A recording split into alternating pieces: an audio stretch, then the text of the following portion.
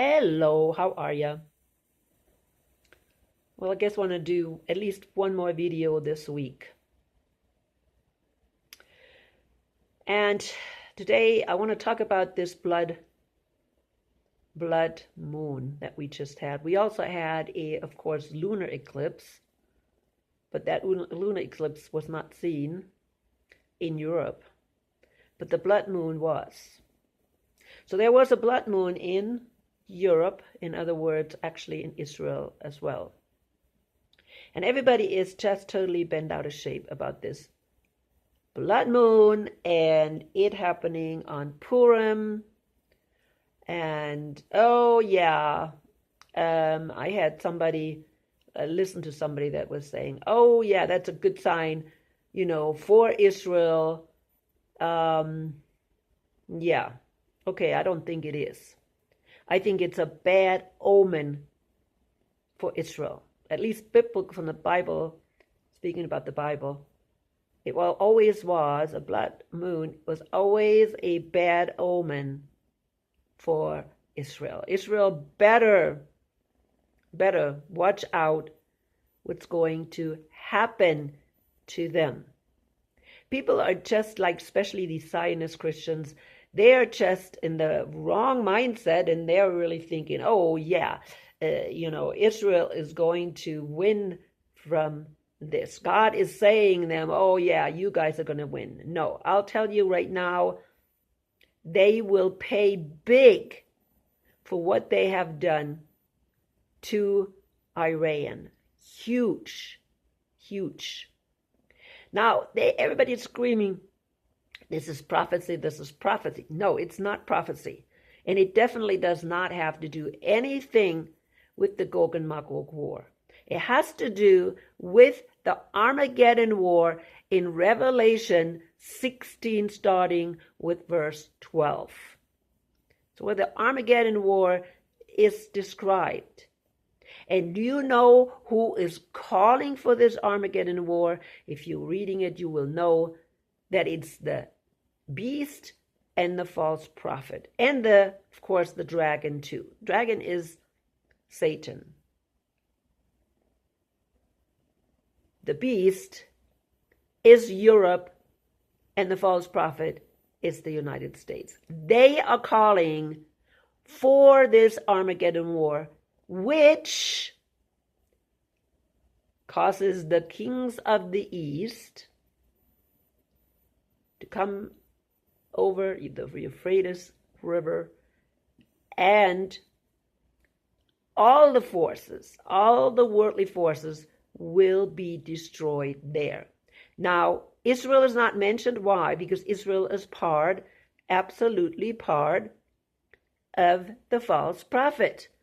That is what they are part right now. Everybody is screaming, oh, Bibi Netanyahu caused Trump to start this war in Iran. No, people. I don't believe that. I don't believe it was Bibi Netanyahu. Trump had to work with Bibi because, yeah, Bibi did want it. Netanyahu wanted it. Yes. But I don't think Trump would have started or went into this war if he didn't want to. If he wasn't told by the shadow government, I'm not even going to use deep state because then people think that's the Democratic Party. No, shadow government, the government behind our government. We don't even know who it is. We suspect it is money, whatever it is. I don't know, tech, whatever. No, it's going a lot deeper. Our shadow government goes a lot deeper. It's in the hands of certain people. Money, yes, okay, but it goes further up I call it the pyramid of power. And of course, ultimately it's in the hands of Satan. Yes, and the United States is controlled by Satan. Absolutely. Our politicians, they get the what do you call them, goals, the plans from Satan and the fallen angel. There's no doubt in my mind.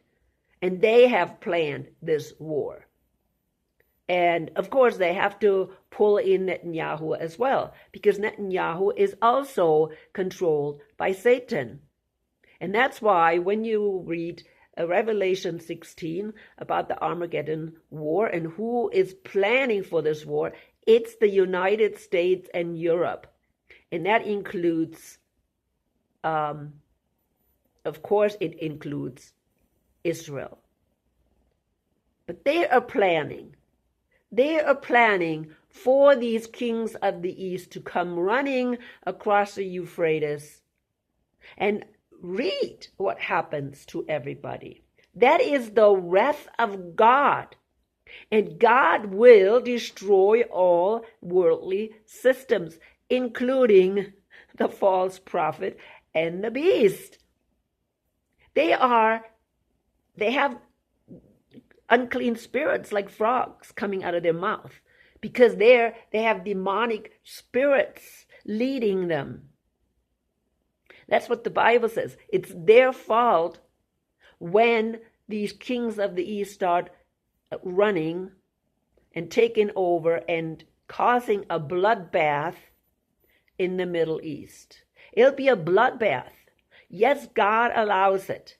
God will allow it. God will use that event to destroy all ungodly systems. All of them. Because all of them will be involved. The kings of the east, of course, are, yes, maybe today's Iran, but it's also China, and Russia will come as much as they can to aid. And they all will be destroyed there. All of them. It will be a blood bath. Read Revelation about the Armageddon war. You can also find it in Revelation, I think it's 10 maybe, or even 9. You'll have to look. That war again is described in the, let's see, 6th trumpet. You can go there and look at it and read it. I don't want to go there right now because I want to continue talking about this. Really, I should be continue talking about this blood red moon and all the nasty stuff people are, again, or lies people are talking about. Rabbis, Zionist pastors, Zionist Christian pastors, they are all, again, misinterpreting this event. And of course, it was happening on Purim, and you know about Purim being this traditional feast of the Jews where they celebrate that God protected them from annihilation. Yeah, under Esther. If you don't know the story, you know Esther and how the Jews were supposed to be really all destroyed, annihilated, and Esther saved the people, the Jews, from being all eliminated. Now people, the Jews, they think, oh, God protected us, and they always take that, they celebrate it every year because they believe God is going to protect them no matter what. God will protect those that follow him, and the Jews today do not follow him. They will not be protected, and they are not being protected by God at this point.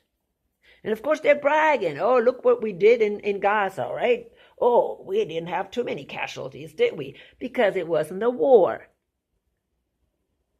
Gaza didn't fight back. And even if Hamas was the cause of it, well, Hamas didn't fight back that much either. Why? Because they didn't even have, any military means to fight back. But, oh yeah, it's a war. No, it's not. It was not a war. It was annihilation. It was annihilation. That's all it was. But, in my opinion. But this is what the Jews thought. We're going to be safe. Oh, we're going to be safe. We're going to attack, Iran, and God's going to protect us. I don't think so, people. What comes around goes around. What comes around goes around. I know this whole idea about Israel wants this greater Israel. And I don't know if you saw that interview with Tucker Carlson and what's his name? Huckabee, I think, the ambassador, U.S. ambassador to Israel. And Tucker was quoting Genesis 15. And I think I mentioned in my last video, that God promised Abraham and his seed, this whole area between Euphrates and Egypt. And of course, in my last video, I talked about it, that's nonsense, because he didn't promise that to the Jews, but he promised that to the seed, which is singular, which is Jesus. Not Israel. He did not promise that to Israel, even though 10 tribes are not even existing anymore. So what happened? How come he didn't promise that to the rest of Israel? Only what? Judah? One tribe?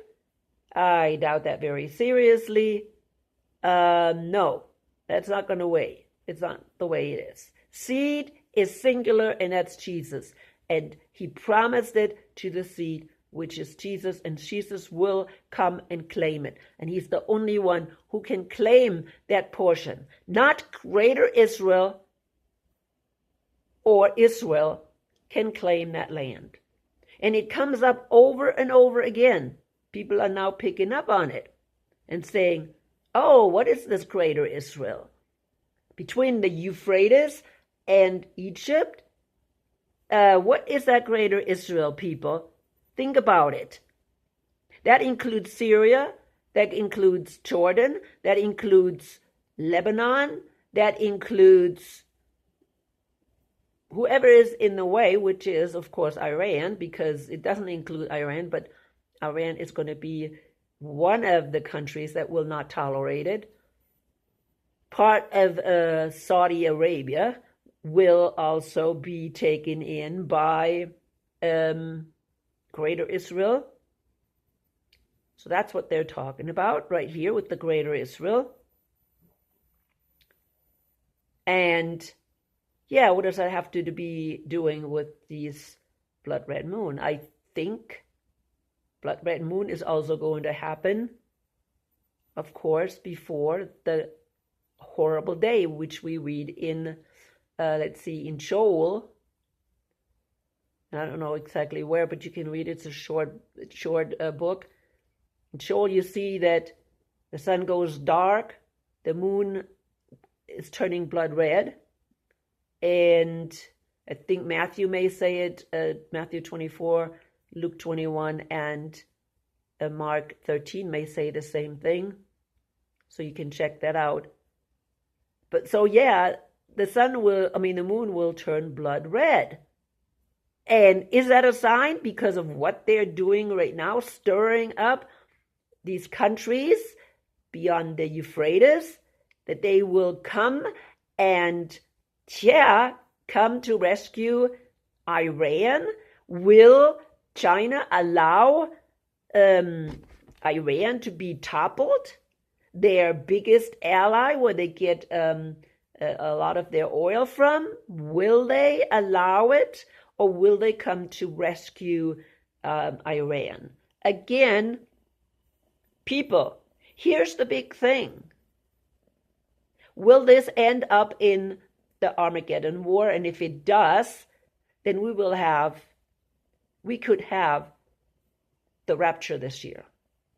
Okay? If this turns into a war, which I don't think personally, I think it will have to turn into a world war, and everybody will be involved in it. All countries will be involved in it. And I think it's a preparation rather than the actual Armageddon War or Third World War. I think it's going to be preparation.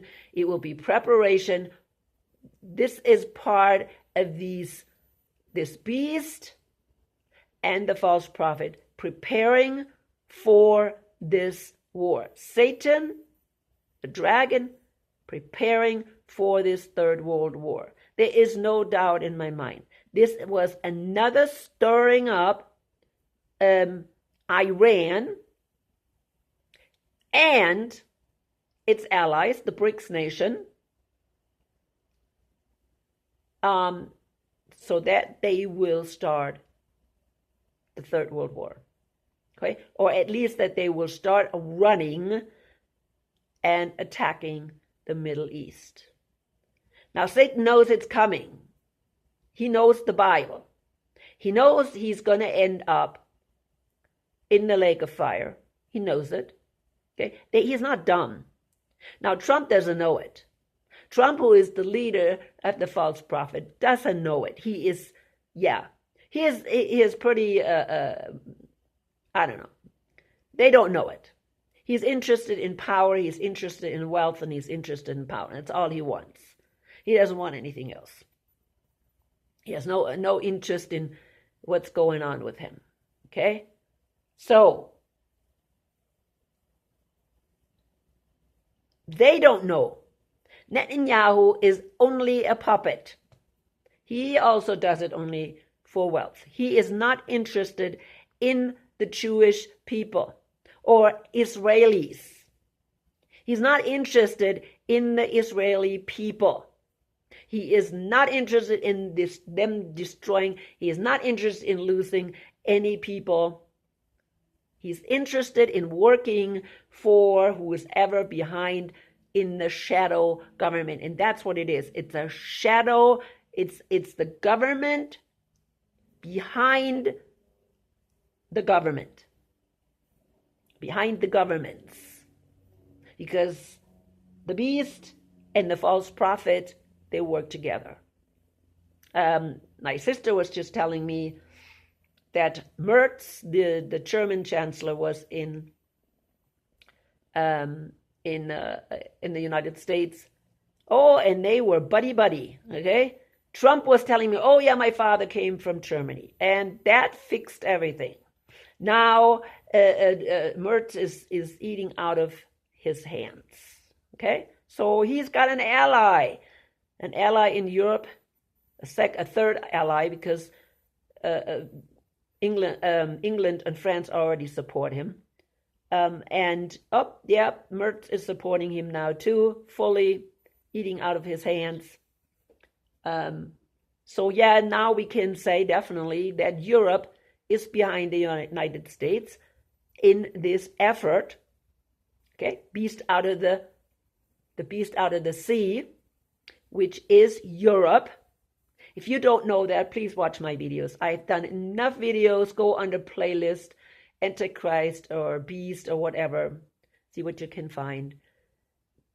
And if you don't, people, if you still don't know why the beast out of the sea is Europe and the beast out of the earth is America, the US, then please let me know and I will make another video.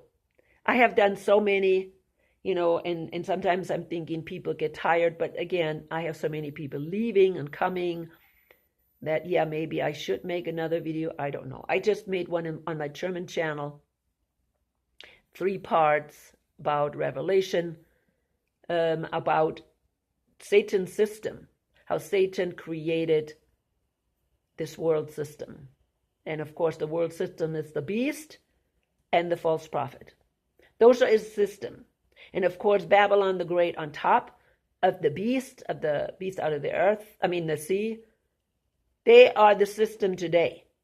And they are here. They have been here for a long time. And that's the only thing we need. There is no need for an Antichrist because he's not coming. The man of sin is Babylon the Great. And the Babylon the Great is the Vatican sitting on the beast. It's part of the beast, kind of. Okay? It's part of the horns of the beast. It's not exactly the beast, but it is controlling the beast. So if that's new for you, let me know. I don't know because, like I said, people come and go, and I don't know what people, what kind of background people have. But this is where we are right now. I know lots of stuff is going on right now. People are saying great lies and nonsense. I have talked about that on my videos constantly, how we are deceived, how the so-called Christians, evangelical, free evangelical, Protestant churches have been deceived for a long time through not only dispensationalism, but what comes out of dispensationalism when they reject dispensationalism and they try to find the right thing and never go to the Bible and follow some false teachers again. Yes, I don't know of one church that is not sucked in to these false theologies. Not one. Really. I mean, there was one called Organic Church by Frank Viola, which I have not gotten into it too much, but I thought maybe they were more like the original churches, but I don't know. I haven't heard enough about it, and so I have not gotten involved in that very much.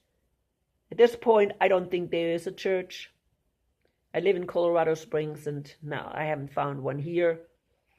Lord has not led me to anything. No, they're all totally deceived by dispensationalism or a